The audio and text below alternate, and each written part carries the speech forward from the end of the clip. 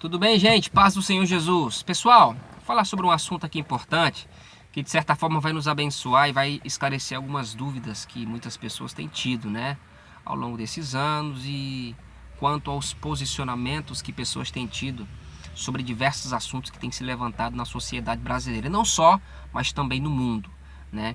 Falar sobre a questão do aborto, né?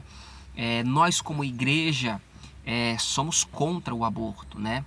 Por inúmeros motivos, mas eu vou aqui me basear na ciência e vou aqui me basear na palavra de Deus, né? Então, somos contra.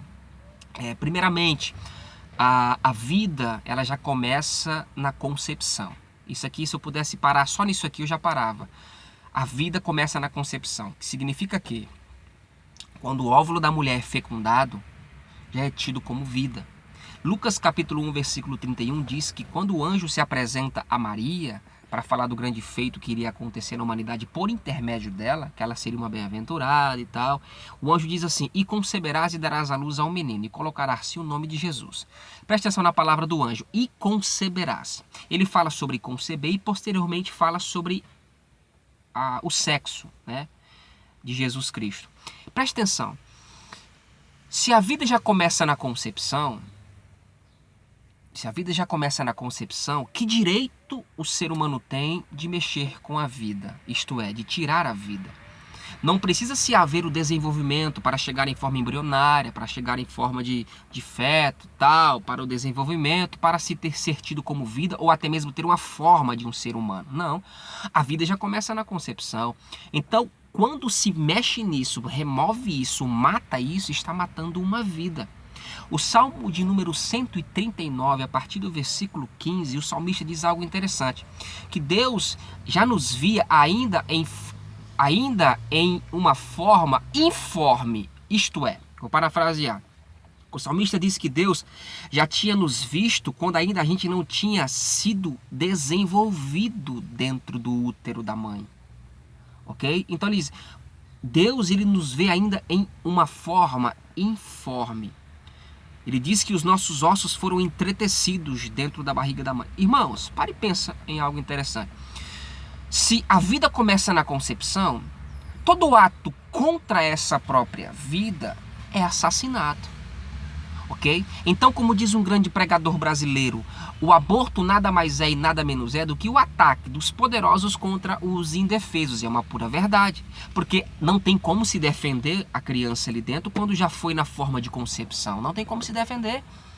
Tá entendendo? Então, existem inúmeros métodos abortivos que fazem esse tipo de trabalho para um benefício, né, da mãe. Sendo que não é benefício, é malefício. Existem riscos que se correm após uma próxima gestação. A primeira poderia ter sido inconsciente, a primeira poderia ter sido por algo de uma esfera um pouco mais alarmosa, mas a segunda, se houver uma gravidez desejosa, pode-se ter riscos se tivesse feito primeiramente um aborto. Então nós temos a consciência de que o aborto para nós da igreja é um assassinato. E Deus aborrece essas coisas. Mas pastor, o senhor não sabe.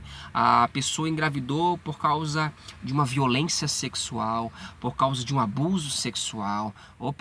Uma situação posteriormente de um erro, de uma gravura, não pode justificar o outro. Ok? Aborto é aborto indiferente de qualquer ação. A criança não tem a responsabilidade do que acontece no mundo externo, ela não tem culpa, ok? Ela não pediu para vir ao mundo, ok? Os desejos, as manifestações de alma, de espírito, passam-se com o tempo se manifestar nesse ser, ok? Que é tido como vida.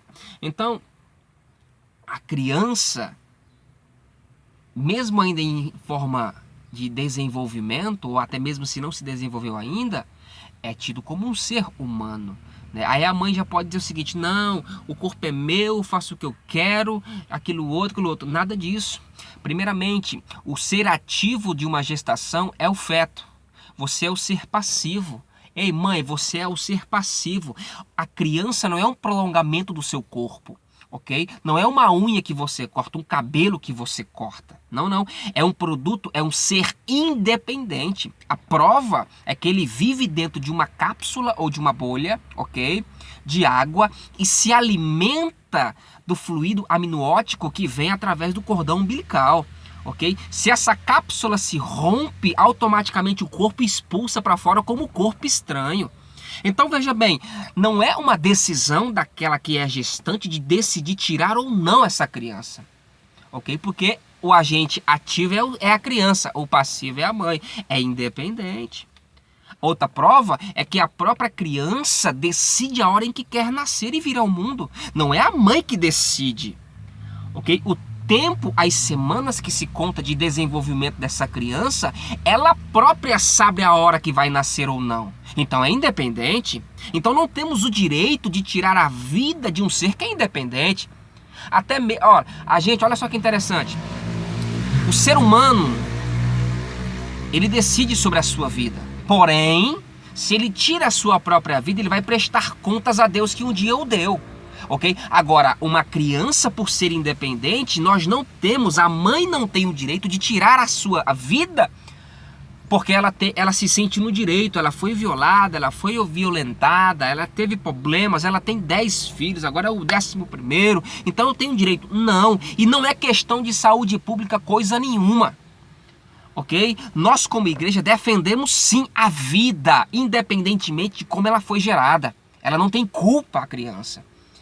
Ok? Então, a própria ciência comprova os riscos da pessoa que aborta pode ter no futuro, risco de vida, risco de morte, risco de complicações no seu desenvolvimento por causa do aborto. Ok? Então nós defendemos sim a vida, somos a favor da vida. O único que tem o direito de tirá-la é aquele que deu um dia, que é Deus. Só Deus sabe o tempo de cessamento de cada vida.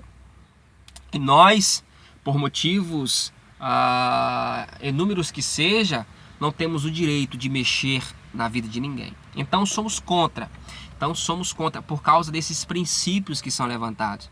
A Bíblia fala no livro de Êxodo, eu não me recordo o capítulo, mas diz que quando uma mulher era grávida e por alguma ocasião alguém esbarrasse nessa mulher, né, e acidentalmente a mulher caísse e tal, e a criança viesse a morrer, se pagaria vida por vida.